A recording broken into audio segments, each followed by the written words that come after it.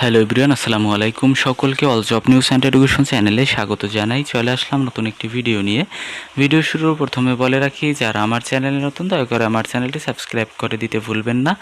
যারা ইতিমধ্যে দিয়েছেন তাদেরকে জানিয়ে অসংখ্য ধন্যবাদ। তো আজকে ভিডিওর বিষয় হচ্ছে, এখানে বলা হয়েছে শিক্ষক নিয়োগ এনটিআরসিএ নাকি ম্যানেজিং কমিটির হাতে। বিতর্কের মধ্যে শিক্ষামন্ত্রী বললেন সিদ্ধান্ত হয়নি। তো আপনারা অনেকেই জানতে চেয়েছিলেন যে এই বিষয়টা কি আসলে সঠিক সিদ্ধান্তে এখন পর্যন্ত উপনীত হয়েছে কিনা। তো শিক্ষামন্ত্রী আশ্বাস দিয়েছে এখন পর্যন্ত এটার কোনো সিদ্ধান্ত হয়নি। তো কি বলা হয়েছে এখানে? বলা হয়েছে বেসরকারি শিক্ষা প্রতিষ্ঠানের শিক্ষক নিয়োগের ক্ষমতা এনটিআরসি এর নিবন্ধন ও প্রত্যয়ন কর্তৃপক্ষের কাছ থেকে শিক্ষা প্রতিষ্ঠানের ম্যানেজিং কমিটি বা গভর্নিং বডির হাতে নেয়ার সিদ্ধান্ত হচ্ছে, এমন দাবি নিয়ে সামাজিক যোগাযোগ মাধ্যম ফেসবুকে ব্যাপক বিতর্ক তৈরি হচ্ছে। বিভিন্ন রাজনৈতিক দল, সংগঠন ও বিবৃতি ও বিক্ষোভের মধ্য দিয়ে এর প্রতিবাদ জানিয়েছে। এ ধরনের সিদ্ধান্ত হলে একটি পক্ষ আগাম আন্দোলনের হুঁশিয়ারিও দিয়েছেন। এমন পরিস্থিতির মধ্যে শিক্ষামন্ত্রী ফেসবুক পোস্টে জানিয়েছেন, এখনও এমন কোনো সিদ্ধান্ত নেয়নি সরকার।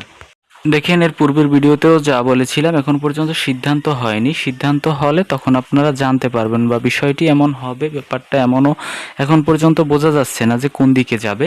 তো বলা হয়েছে বিরোধী দল সংগঠনের নেতাকর্মীদের সমালোচনার মুখে আজ সোমবার সন্ধ্যা থেকে সরকার সমর্থকদের পাল্টা পোস্ট করে গুজব অপপ্রচার থেকে সবাইকে বিরত থাকার আহ্বান জানাতে দেখা গেছে।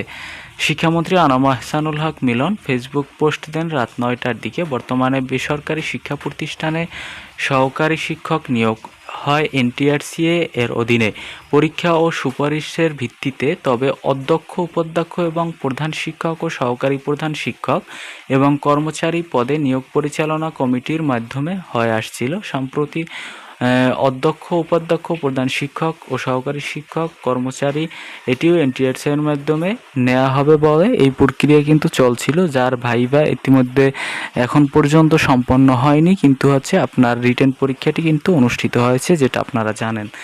এনটিআরসি এর সার্বিক কার্যক্রম নিয়ে শিক্ষা মন্ত্রণালয়ের সম্মেলন কক্ষে 3 আগস্ট অনুষ্ঠিত এক সভায় এ নিয়ে আলোচনা হয়। ওই সভার কার্যবিবরণী ছড়িয়ে পড়লে সমালোচনা শুরু হয়। 19তম এনটিআরসি এর শিক্ষক প্রবেশ পর্যায়ে নিবন্ধন পরীক্ষা গ্রহণের আলোচনার সিদ্ধান্ত হিসেবে সেখানে উল্লেখ রয়েছে, বেসরকারি শিক্ষক নিবন্ধন ও প্রত্যয়ন কর্তৃপক্ষ আইন 2005 অনুযায়ী এখন থেকে এনটিআরসি কেবল নিবন্ধন ও প্রত্যয়নের কাজ করবে।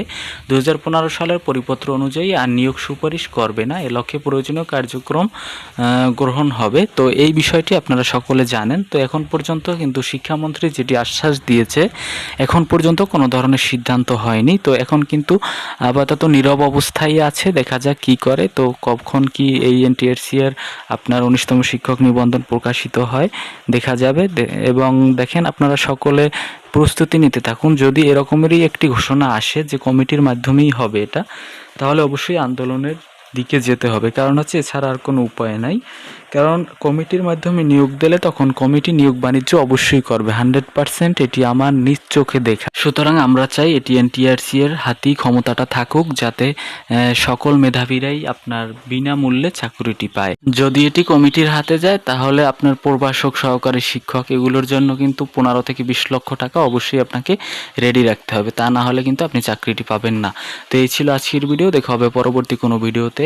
যদি ভিডিওটি ভালো লেগে থাকে অবশ্যই লাইক, কমেন্ট এবং শেয়ার করতে ভুলবেন না, এবং চ্যানেলটি সাবস্ক্রাইব করে সঙ্গেই থাকবেন। ধন্যবাদ সকলকে। আল্লাহ হাফেজ।